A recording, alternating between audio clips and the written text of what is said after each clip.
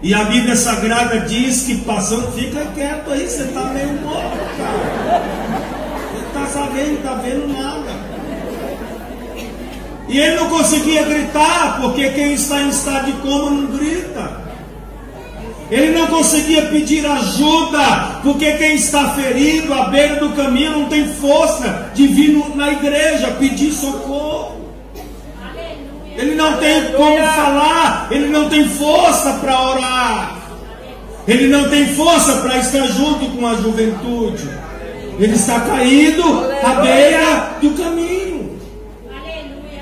E acontece uma coisa, para minha tristeza, é que pelo mesmo caminho que desceu aquele rapaz, descia também um sacerdote, um obreiro, um pastor, um líder. De acordo com a lei levítica, o sacerdote não era obrigado a morar em Jerusalém. Ele poderia morar em outra cidade. Mas aqui diz que ele descia pelo mesmo caminho, porque nós temos muitos líderes caídos. E ele, vendo-o, passou de largo, passou de longe, não se importou. E a gente fica triste quando a gente vê um líder que não se importa com a nossa dor. Mas é porque ele também está caído. E só vai se importar com a dor de alguém aquele que ainda permanece humano. Porque a estrutura religiosa tem o poder de nos transformar de gente em coisas. E nós deixamos de ser terráqueos para ser uma espécie de extraterrestres. E a gente não sente mais a dor das pessoas. E esse sacerdote passa de largo, passa de longe. E a Bíblia Sagrada diz que pelo mesmo caminho descia também um levita, um tocador, um cantor. E a gente pega essas expressões judaicas e a gente incorpora na igreja. Na igreja tem um monte de gente dizendo: eu sou levita. Como se levita fosse só para cantar. O levita do Antigo Testamento, ele não somente cantava, ele também cuidava do templo, limpava os banheiros da igreja. Então o levita é aquele que trabalha. Agora preste bem atenção no que eu vou te dizer. Tem muita gente que apenas canta, porque aprendeu a cantar.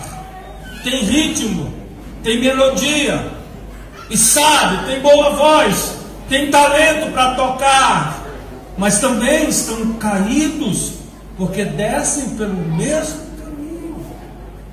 Juan, fica olho fechado, você está morto, cara. Olhando para mim não, esquece. E ele está lá. Enquanto esse sacerdote, esse levita está passando, ele continua caído, ele continua ferido, ele continua machucado. Mas a Bíblia Sagrada diz que não descendo pelo caminho, pastor Gesiel, mas indo pelo caminho ia um samaritano. Que esse samaritano aqui representa o Senhor Jesus.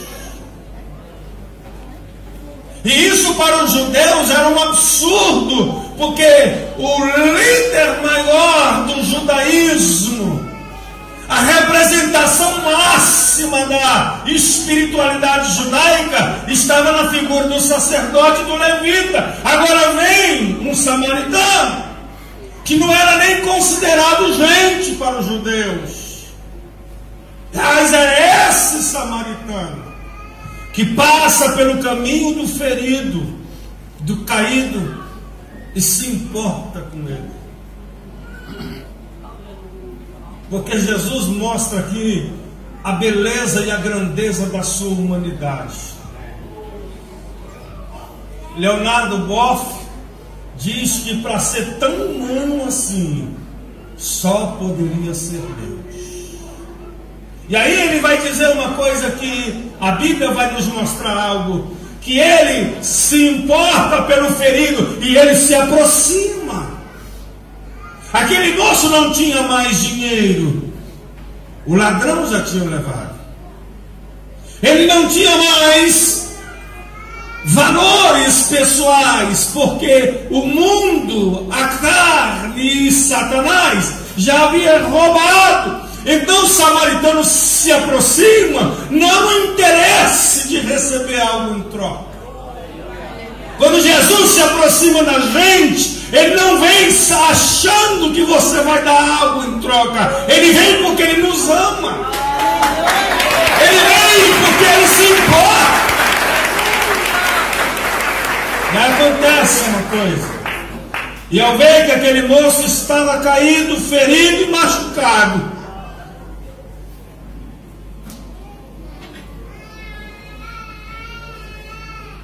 ao ver que estava caído e machucado, e inconsciente, que não conseguia pedir ajuda, Ele vai tirar duas coisas da sua bolsa.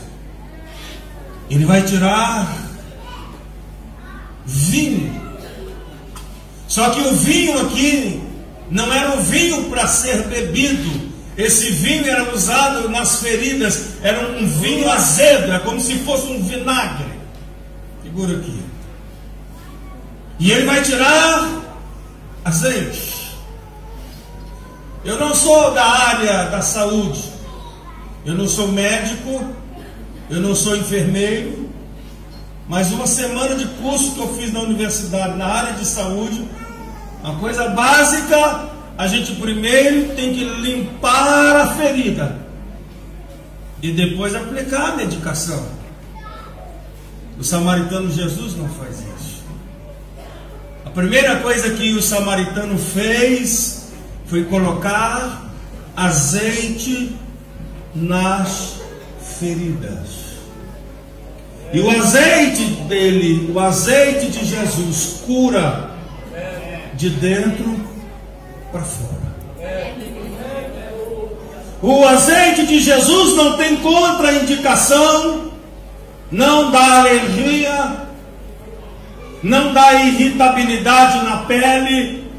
O azeite de Jesus não pode ser comprado nas esquinas da vida e nem no comércio na fronteira Paraguai e Brasil.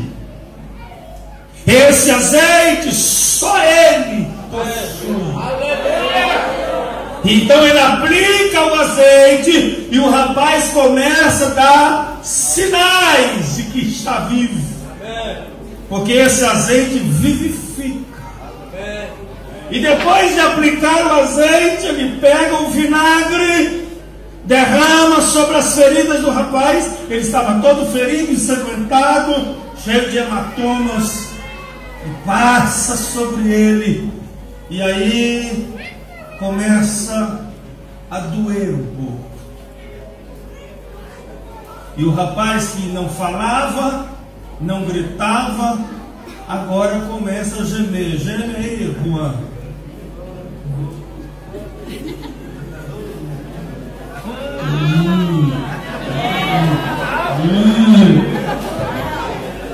Não era assim não, mas fica tudo bem.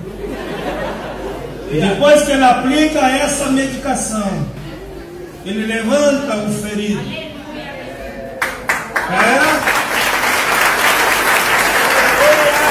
Só que o ferido não consegue sair correndo. O ferido continua ferido.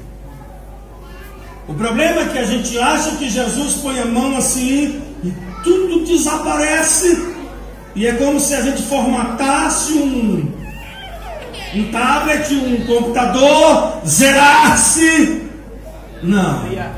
Os traumas estão aqui dentro. Isso precisa de tempo para ser tratado. Ele pega o ferido, coloca no lombo do seu animal, porque só Jesus é capaz de oferecer o seu animal, o seu lugar, o seu transporte, e dá para um ferido que não tem como pagar, que não tem como retribuir, que não tem o que oferecer em troca. E ele leva esse ferido no seu animal até uma hospedagem, hospedaria, chamada Assembleia de Deus Betel.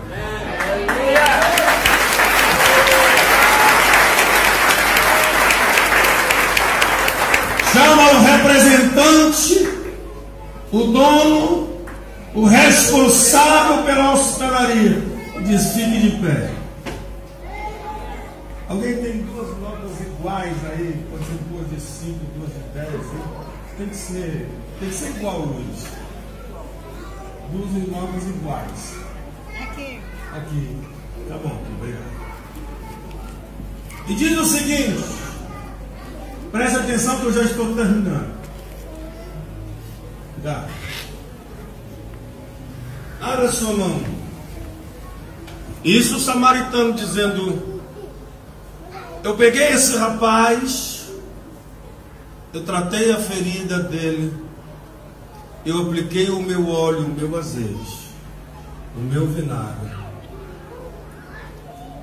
mas eu vou te dar 2 dinheiros. Eu vou te dar a minha graça e eu vou te dar a minha misericórdia. Esse dinheiro que eu estou te dando é para você cuidar dele. Cuida dele. Tem uma coisa: eu estou indo aí numa viagem. Essa viagem já dura 2000 anos. Isso eu vou demorar um bocado. Eu vou nessa viagem, e se este dinheiro que eu estou te dando não for suficiente para cuidar dele, se você tiver que gastar além do que eu estou te dando, mas como é que a gente gasta além do que Deus nos dá? Se você gastar o seu tempo, se você desgastar a sua saúde, se você perder noites e noites de sono por causa do Juan, não se preocupe. Se ele foi ingrato a você um dia por tudo que você investiu nele, não se preocupe. Eu vou numa viagem, mas quando eu voltar, eu te pagarei tudo o que você. E se essa causa é para o Senhor, pode ser maior, pode ser mais forte, e pode ser de perto.